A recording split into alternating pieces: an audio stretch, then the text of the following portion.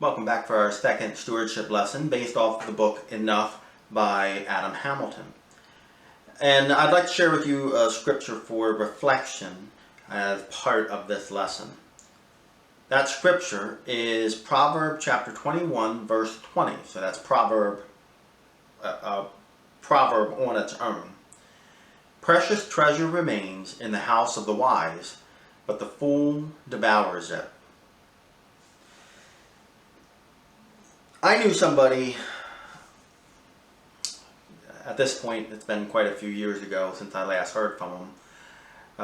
This person was a hard-working person, very hard-working, worked their job almost endless hours.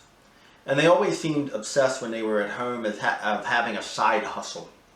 If you're not familiar with that term or idea, it's a very popular one right now, and that is having something else you do besides your regular job to bring in some income.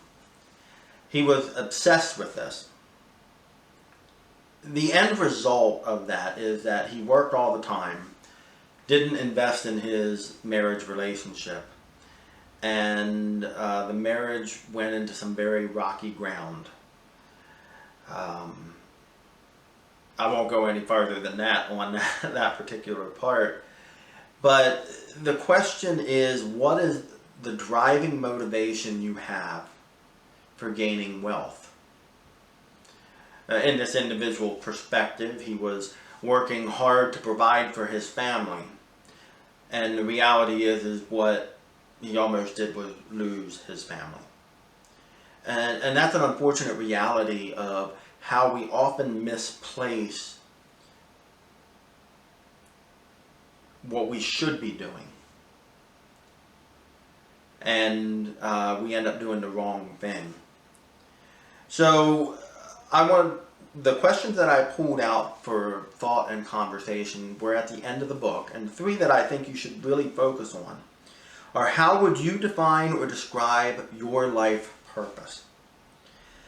When you talk about this, I do think it's important for you to talk about it, because sometimes we can have a sense of what we believe our life purpose is, but to express it. And if you have trouble even thinking of what it might be, rely on some of the other people in the group to help you understand what it could be. What do they see in you that seems to be your life purpose? What are three goals that can help you achieve that purpose? And then in turn, what are some financial goals that can help you achieve that purpose? So just making one up on the spot, if your life purpose is to share love with others, say you've been a homemaker for years, and that's what you really view your role is, what are the three goals you hope to achieve with that? So what are you going to do with that? Bake cookies for the church because you want to help with fellowship, to share love. So financially, what do you need to accomplish that? See how this can build? So take the time to talk about this. This is a very detailed and difficult conversation, because when we talk about our life's purpose, sometimes it can throw into sharp contrast what we may or may not have accomplished in our lives.